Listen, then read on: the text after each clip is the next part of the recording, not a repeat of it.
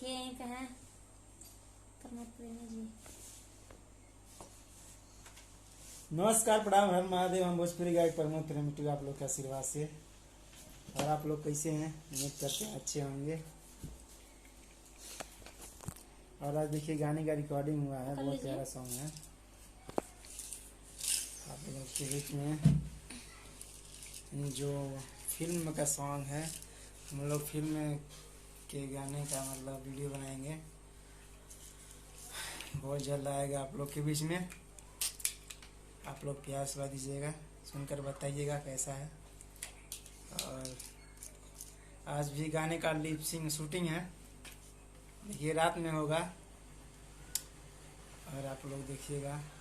आइए थोड़ा गाना सुनाते हैं, थोड़ा सुनकर बताइएगा कैसा है गाना। ठीक है, रुकिए।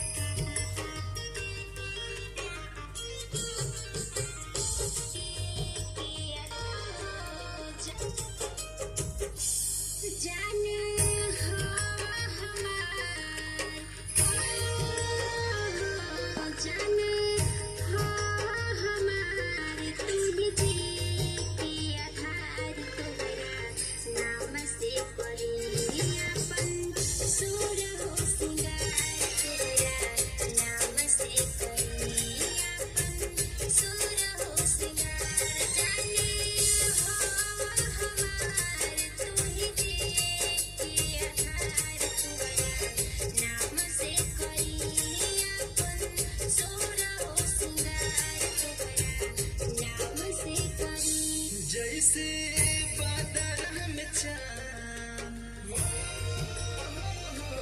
जैसे बादल में चाँद, वैसे मुखाड़ा तुहार तोहके देखिए के करी जानो। हम तो बिहान तोहके देखिए के करी जानो। हम तो बिहान।